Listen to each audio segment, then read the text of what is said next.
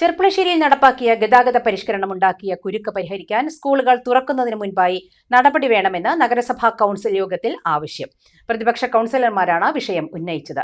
പ്രശ്നം ചർച്ച ചെയ്യാൻ വീണ്ടും ട്രാഫിക് റെഗുലേറ്ററി യോഗം ചേരാൻ തീരുമാനിച്ചു. തൂത കുളപ്പട പന്നിയംകുരിശി റോഡിന്റെ ശോചനീയാവസ്ഥയും യോഗത്തിൽ ചർച്ചയായി.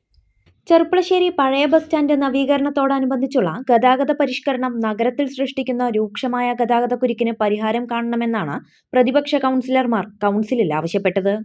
പഴയ ബസ് സ്റ്റാൻഡിലെ കെട്ടിടം കാലപ്പഴക്കം മൂലം ജീർണാവസ്ഥയിലായതിനാൽ പൊളിച്ചു നീക്കി അപകടാവസ്ഥ ഒഴിവാക്കുന്നത് സംബന്ധിച്ച അജണ്ട ചർച്ചയ്ക്ക് വന്നപ്പോഴാണ് പ്രതിപക്ഷം ഈ വിഷയം ഉന്നയിച്ചത്.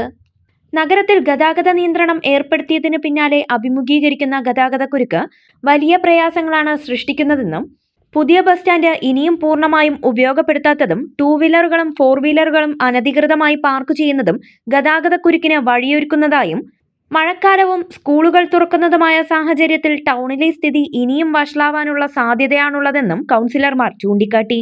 ട്രാഫിക് ഫലപ്രദമായി നിയന്ത്രിക്കാൻ ഞാൻ നേരത്തെ സൂചിപ്പിച്ച ഇപ്പോ ടൗണിൽ ഉണ്ടായിക്കൊണ്ടിരിക്കുന്ന ചില അപാകതകൾ, പിന്നെ ഓട്ടോറിക്ഷക്കാരുടെ ഭാഗത്തുനിന്ന് ബസ്സുകാരുടെ ഭാഗത്തുനിന്ന് ഒക്കെ ഉണ്ടായിക്കൊണ്ടിരിക്കുന്ന അപാകതകളെ പോലീസിന് യഥാർത്ഥത്തിൽ ഈ ട്രാഫിക്കിൽ നമുക്കൊരു ചുമതലയില്ല. നഗരസഭയ്ക്ക് ട്രാഫിക് നിയന്ത്രിക്കാൻ പോലീസിനാണ് അതിന്റെ ചുമതല. അതുകൊണ്ട് തന്നെ പക്ഷെ നമ്മുടെ പ്രാദേശിക ഭരണകൂടം എന്നുള്ള നിലയ്ക്ക് സുഗമമായി ചെർപ്പുളശ്ശേരി അങ്ങാടി പ്രവർത്തിക്കേണ്ട ബാധ്യത നമുക്ക് കൂടി ഉണ്ട് എന്നുള്ളത് കൊണ്ടാണ് നമ്മൾ പോലീസിനെ സമീപിക്കുന്നത്, അവരുടെ സഹായം ആവശ്യപ്പെടുന്നു. ആ നിലയിൽ പോലീസ് അത് എടുത്തിട്ടുണ്ട്.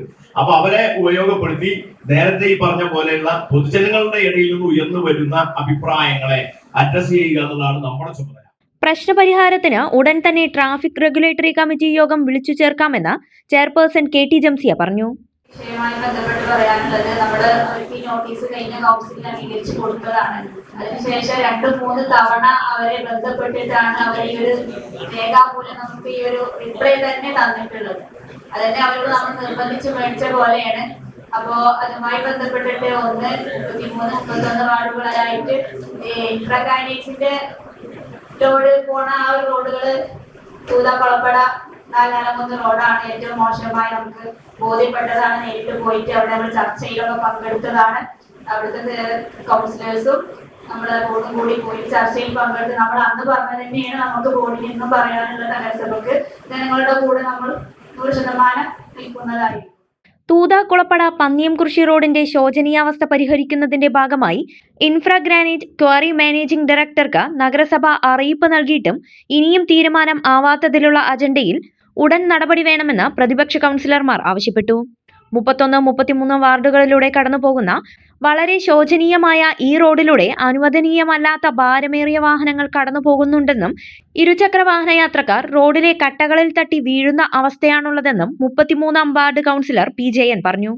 വളരെ ഭാരമേറിയിട്ടുള്ള വാഹനങ്ങൾ, അതിലൂടെ ഓടാൻ അനുമതിയില്ലാത്ത വാഹനങ്ങൾ അനധികൃതമായിട്ട് അതിലൂടെ ഓടുന്നുണ്ടെന്ന് തന്നെ ഈ കൗൺസില് തീരുമാനിക്കേണ്ടത്.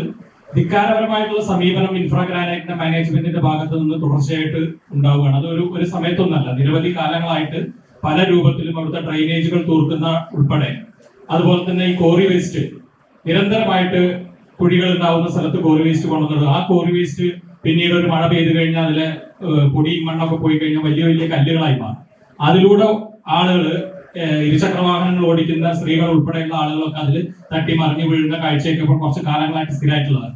അപ്പോൾ നമ്മൾ അവരിൽ നിന്ന് ഈ റോഡ് ഇത്രയും കേടുവരാനുള്ള കാരണക്കാരായിട്ടുള്ള ഈ ഇൻഫ്രാഗ്രാനൈറ്റിന് ഒരു നോട്ടീസ് കൊടുത്തിട്ട് അതിന് ആവശ്യമായിട്ടുള്ള പരിഹാരം ഒരു കൗൺസിൽ എന്നുള്ള നിലയ്ക്ക് തീരുമാനമെടുത്ത് അവർക്ക് നൽകി അതിന് ധിക്കാരപരമായ മറുപടി തരിക എന്നുള്ളതാണ് ഇപ്പൊ മറുപടി വായിച്ചു മനസ്സിലായത്. അവർക്ക് ഈ സമയത്ത് വലിയ പ്രയാസം അനുഭവിക്കുന്ന വലിയ ഖേദകരമായിട്ടുള്ള ഒരു മറുപടിയാണ് അവർ തന്നിട്ടുള്ളത്. സ്കൂൾ തുറക്കുന്നതിന് മുൻപായി റോഡ് ഗതാഗത യോഗ്യമാക്കാൻ വേണ്ട നടപടികൾ സ്വീകരിക്കണമെന്നും അല്ലാത്ത പക്ഷം ശക്തമായ സമരപരിപാടികൾ സംഘടിപ്പിക്കുമെന്നും 33-ാം വാർഡ് കൌൺസിലർ P. സുബീഷ് പറഞ്ഞു. റോഡ് നേരെയാക്കിയതിന് ശേഷം മാത്രം അതിനെക്കുറിച്ച് ആലോചിക്കാമെന്നുള്ള നിർദ്ദേശം നഗരസഭ കൊടുക്കണം. അവരെ നഗരസഭയിലേക്ക് വിളിച്ചു വരുത്തി കൃത്യമായി ആ പ്രദേശത്തെ ആളുകൾ അനുഭവിക്കുന്ന ബുദ്ധിമുട്ടുകൾ അവരെ ബോധിപ്പിക്കണം. മാത്രമല്ല, ശക്തമായ സമരത്തിന് ആ പ്രദേശത്തെ ആളുകൾ രാഷ്ട്രീയ ഭേദമന്യേ അവിടെ തയ്യാറായിരിക്കാൻ നമ്മുടെ കൗൺസിലിന്റെ തീരുമാനത്തെ നമ്മളെയും വിശ്വാസത്തിലെടുത്ത് താൽക്കാലികമായി അത് നീണ്ടുപോയതാണ്. വരും ദിവസങ്ങൾ അവരതിന് തയ്യാറായിട്ടില്ലെങ്കിൽ ശക്തമായ ജനകീയ പ്രക്ഷോഭം തന്നെ നമുക്ക് നഗരസഭയും അതുപോലെ തന്നെ ആ സ്ഥാപനവും നേരിടേണ്ടി വരും എന്നുള്ളത് കൃത്യമായി അവരെ ബോധിപ്പിക്കുകയും അത്തരം തീരുമാനങ്ങൾ നഗരസഭ എടുക്കുമ്പോൾ ആ പ്രദേശത്ത് ജനപ്രതിനിധി ആ പ്രദേശത്തെ ജനങ്ങളോടൊപ്പം നഗരസഭയോടൊപ്പം 100% ഉണ്ടാവുമെന്നാണ് ഈ സമയത്ത് സൂചിപ്പിക്കാറുള്ളത്. അപകടാവസ്ഥയിലായ പഴയ ബസ് സ്റ്റാൻഡിലെ കെട്ടിടം പൊളിച്ചു നീക്കാൻ തനത് ഫണ്ട് ഉപയോഗിച്ച് തുടർ നടപടികൾ സ്വീകരിക്കാനും കൗൺസിൽ തീരുമാനിച്ചു. 28 അജണ്ടകൾ യോഗത്തിൽ ചർച്ച ചെയ്തു. കാർഷിക മേഖലയ്ക്ക് പുത്തൻ ഉണർവേകാൻ അഗ്രികൾച്ചറൽ സെന്റർ അടയ്ക്കാവുത്തൂർ.